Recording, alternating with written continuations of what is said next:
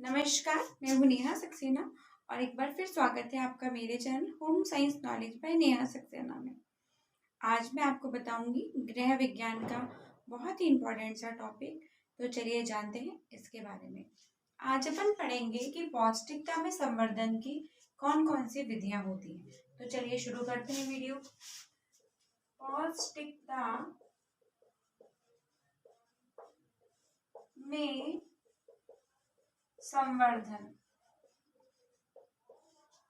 ठीक है। वीडियो अच्छा लगे तो उसको लाइक करिएगा, शेयर करिएगा और मेरे चैनल को तुरंत सब्सक्राइब कर दीजिएगा। तो देखिए बच्चों, सबसे पहली होती है हमारी खमीरीकरण। खमीरीकरण जिसे हम बोलते हैं फर्मेंटेशन,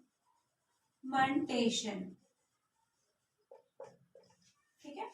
फर्मेंटेशन एक ऐसी प्रोसेस होती है जिसके अंदर भोज्य पदार्थ में जालीनुमा संरचना क्या हो जाती है? बन जाती है। क्या हो जाती है? बन जाती है, ठीक है। नेक्स्ट अपन बात करते हैं खमीरीकरण। खमीरीकरण में क्या होता है? अल्कोहल प्लस शुगर दोनों क्या करते हैं? प्रक्रिया करते हैं। क्या करते हैं? प्रक्रिया करते हैं। और प्रक्रिया करने से क्या हो जाता है? खमीरीकरण हो जाता है, जिसे अपन फर्मेंटेशन भी बोलते हैं, ठीक है। लिख लीजिए एक बार इसको। चलिए, नेक्स्ट हमारी जो विधि होती है वो हमारी होती है बच्चों अंकुरीकरण। अंकुरीकरण अंकुरीकरण को हम बोलते हैं जर्मिनेशन। जर्मिनेशन में क्या होता है कि भोज्य पदार्थों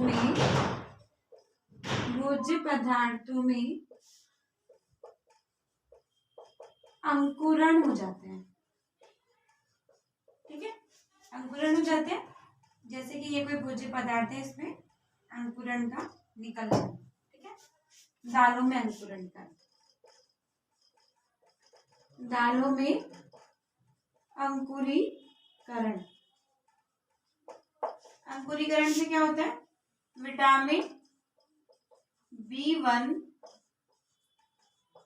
विटामिन सी में B2 एंड विटामिन सी में क्या होती है? सी विटामिन में वृद्धि हो जाती है, ठीक है।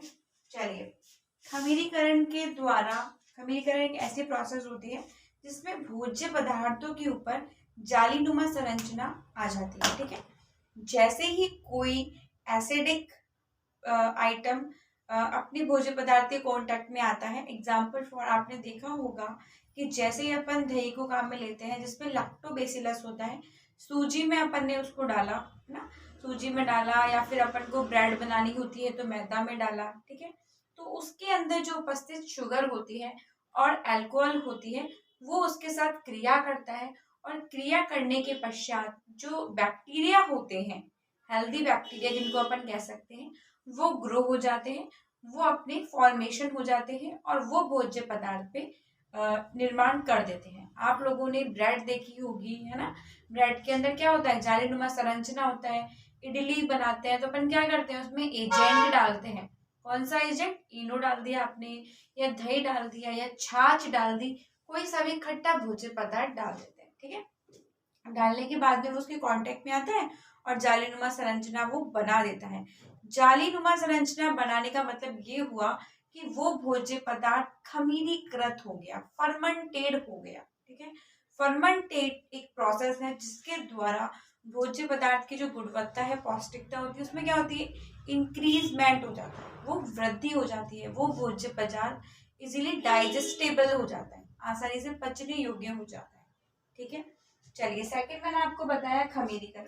तो बच्चों, खमीरीकरण को अपन जर्मिनेशन कहते हैं। इससे भोज्य पदार्थों में अंकुरीकरण होते हैं।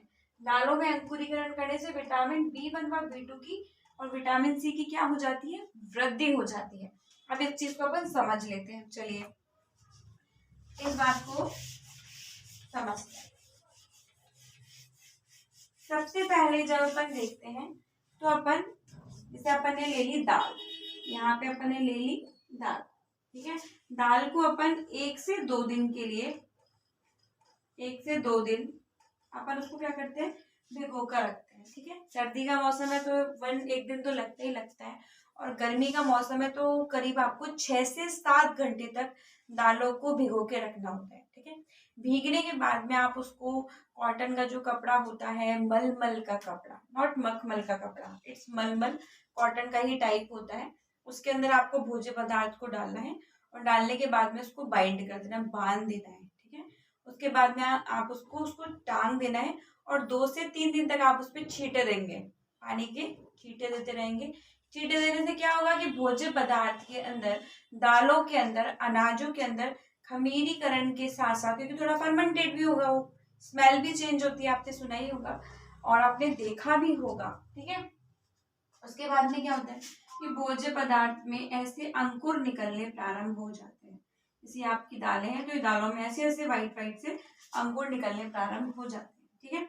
इसके बाद में ये भोज्य पदार्थ कुछ दिनों के बाद में सारे ही सारे ऐसे अंकुरीकरण वाले तैयार हो जाते हैं। तो ये आपकी प्रक्रिया हो जाती है अंकुरीकरण। हाँ जी, अंकुरीकरण जो प्रोसेस है उससे भोज्य पदार्थों के अंदर जो दाल है, अनाज है, वो पौष्टिकता में क्या हो जाती है, वृद्धि हो जाती है, इंक्रीजमेंट हो जाता है। और साथ ही साथ में विटामिन सी, विटामिन B1 जो कि थायमिन है, विटामिन 2 राइबोफ्लेविन है, इन सभी में क्या होती है, इंक्रीमेंट हो जाता है। चलिए नेक्स्ट अपन बात करते हैं कि सब पौष्टिकता में वृद्धि के तरीके हैं कि कैसे हम नॉर्मल भोजन के अंदर पौष्टिकता को बढ़ा सकते हैं। नेक्स्ट अपन तीसरी बात करते हैं, बहुत ही इंपॉर्टेंट सी, वो अपना होता है, ये होता है मिश्रित अनाज द्वारा, मिश्रित अनाज दालों, जिसको अपन बोलते हैं मिश्रीकरण। मिश्रीकरण का मतलब क्या होता है बच्चों, प्यारे बच्चों, अंकुरीकरण के द्वारा बहुत सारी चीजें देखी होंगी भाई, मूंग मोट होती है वो अंकुरीकृत बन हो जाती है, अंकुरित चाट है, चने की अंकुरीकृत चाट है ना, खाई होगी आपने, या गेहूं का भी अंकुरीकरण हो जाता है, उसकी भी चाट खाई होगी।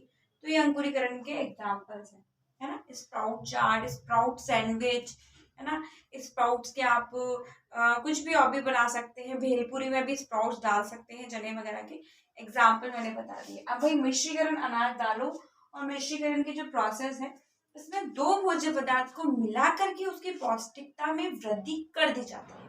एग्जाम्पल फॉर जो दालें होती हैं उनमें कुछ अमीनो एसिड्स कम होते हैं, और अपन बात करते हैं अनाज तो उसमें भी ऐसा ही होता है कि कुछ एसेंशियल अमीनो एसिड्स होते हैं, पोषक तत्व न्यूट्रिएंट्स होते हैं थोड़े कम होते हैं, तो उनको कॉम्पीट करके अपन उसकी वृद्धि को क्या कर सकते हैं, इंक्रीज कर सकते हैं। एग्जाम्पल फॉर अगर आप खिचड़ी बनाते हैं तो खिचड़ी बहुत ही ज्यादा पौष्टिक मानी जाती है। क्यों? क्योंकि खिचड़ी में जो दाल है उसके अंदर तो भाई प्रोटीन मिल रहा है, और जो अपने पास में चावल है उससे अपन को कार्बोहाइड्रेट, स्टार्च के रूप में प्राप्त हो रहा है, ठीक है। तो चलिए लिख देते हैं, जैसे अपन ने खिचड़ी बना ली, है ना, खिचड़ी बना ली, बहुत ही टेस्टी से, मुझे तो बहुत अच्छे लगते हैं, वो है दही बड़े, भाई डिलीशियस, मजा आ जाता है खा के।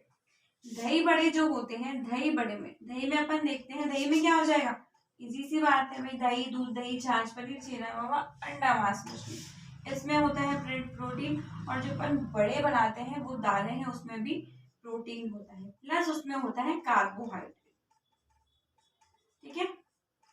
तल लिए अपन ने तो क्या हो गया, वसा प्राप्त हो गया, ठीक है। तो मिश्रीकृत 1 या 2 घुघरी बनाते हैं, वो भी इस प्रोसेस से होती है। 1 या 2 अनाजों को, दालों को मिला करके जो भोज्य पदार्थ तैयार किया जाता है उसे हम मिश्रीकरण की प्रोसेस कहते हैं, ठीक है। तो देखिए आज अपने 3 इंपॉर्टेंट भोजन संवर्धन के तरीके देखे, पौष्टिकता बढ़ाने के, खमीरीकरण, अंकुरीकरण, मिश्रित अनाजों दालों द्वारा खिचड़ी, दही बड़ा, और आप बना सकते हैं भाई भेलपुरी बना लीजिए, है ना, 2 दाल मोट बना लीजिए, है ना, बहुत सारे आप डिशेस बना सकते हैं जो 2 या 3 अनाजों को मिलकर कर बनी हुई होती है। तो ये था आज का मेरा वीडियो, बहुत इंपॉर्टेंट था पौष्टिकता में संवर्धन का। आई होप आपको अच्छा लगा होगा। अभी तक मेरे चैनल को सब्सक्राइब नहीं किया है तो इंतज़ार मत करिए, फटाफट से सब्सक्राइब कर दीजिए, मुझे सपोर्ट कीजिए। थैंक यू सो मच, मिलते हैं नए वीडियो में। चल टेक केयर, बाय।